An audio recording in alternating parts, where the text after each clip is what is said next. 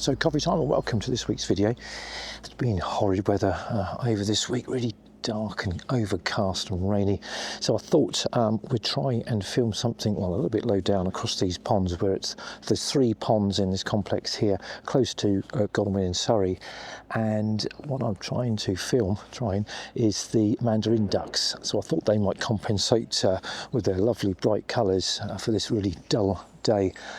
They're they're quite a shy bird. They're staying well within the sort of branches that are overhanging the pond here, occasionally coming out.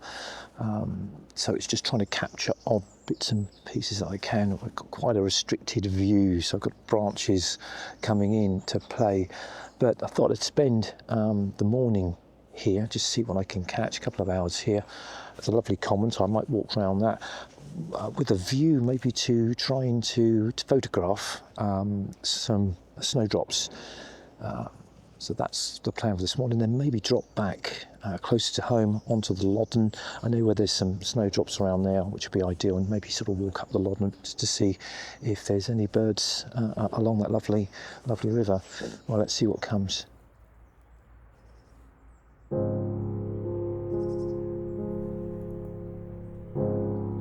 On my arrival, the mandarins were still perched in their roosts among the trees on the water's edge.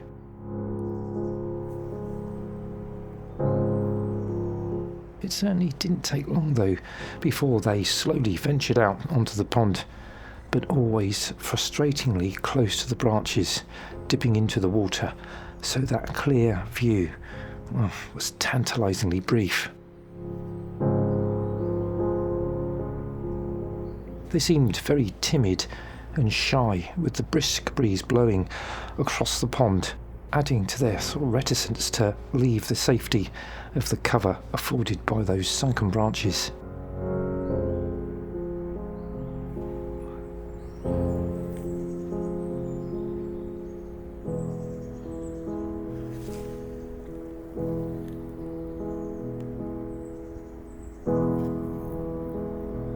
As with other species of ducks, the males will undergo a molt after the mating season into plumage which will look very similar to the females. So I'm quite pleased to have seen the males in their bright, vivid breeding colours. Originating from Asia, they were once widespread in eastern Russia and China. But specimens were brought into this country in the 20th century, and escaping from these collections has led to quite a large feral population, the numbers sort of reaching around 7,000. They mainly feed by dabbling, walking on the land, eating plants and seeds, especially beech nuts known as mast. Feeding mainly at dawn and dusk, they perch in trees or on the ground during the day.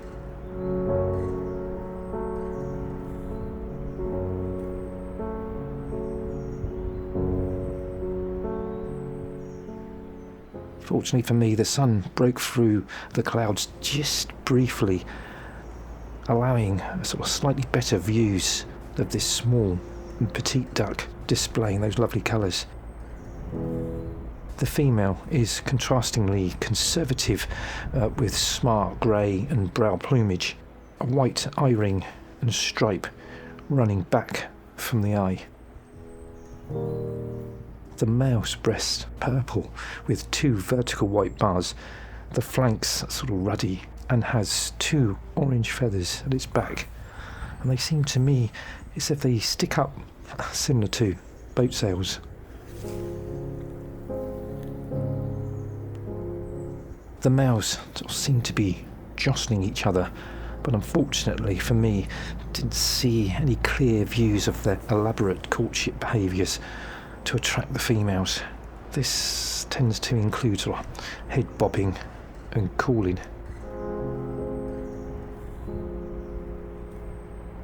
The females select the nest site, which commonly is in tree cavities, with the eggs being laid sort of April, May, having up to 12 ducklings who, when ready to leave the nest, jump out before they can fly to follow the females to the nearest water. It could be great to return then, but unfortunately I think the views will be even more restricted with the fresh spring leaves on the trees.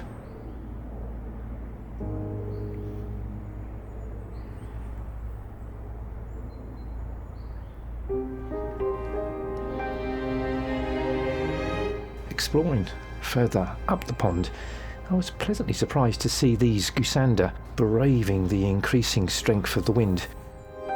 This handsome diving duck, largely a freshwater bird, breeding on rivers in north and west of the UK, it's much more widespread in winter on lakes, ponds and reservoirs.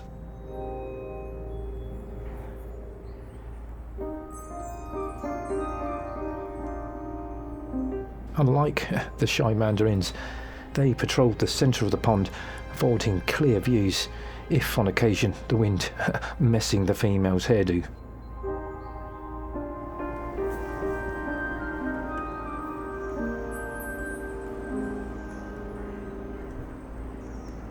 With the mandarins retreating close to midday to their tree perches, I decided to take a short journey to Unstead Nature Reserve before returning home.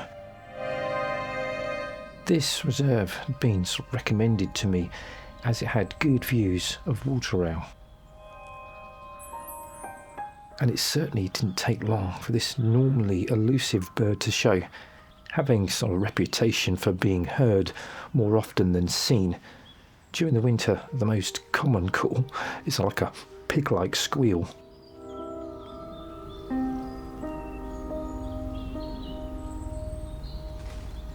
Favouring lush and dense vegetation associated with water bodies and wet ground.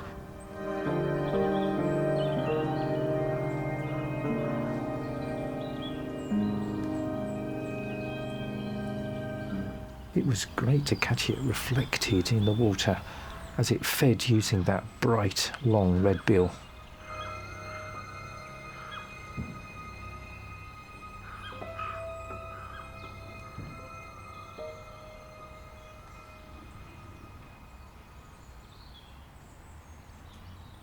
As planned, I stopped off close to home for a walk along the River Loddon, hoping to photograph the snowdrops.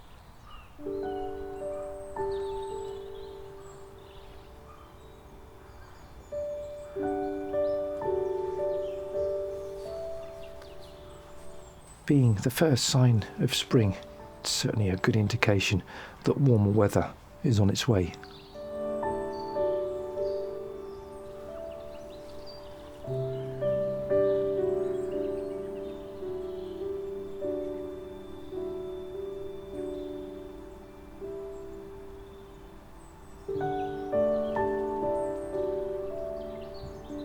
I'm fortunate to live so close to the Loddon, being a really picturesque chalk stream.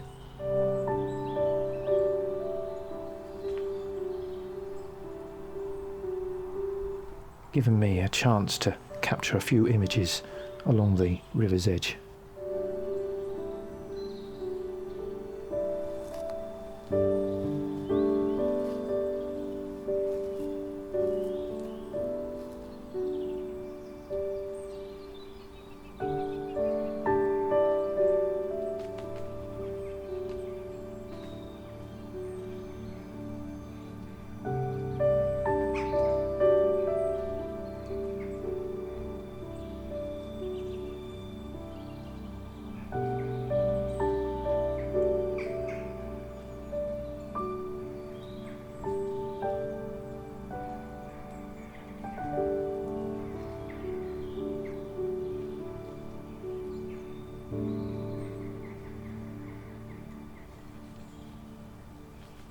Well, I think that's it for the day.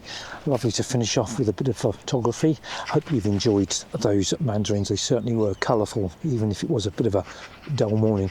Well, if you've liked this video, give it a big thumbs up, like and subscribe. And as always, be good for you to join me in the next one.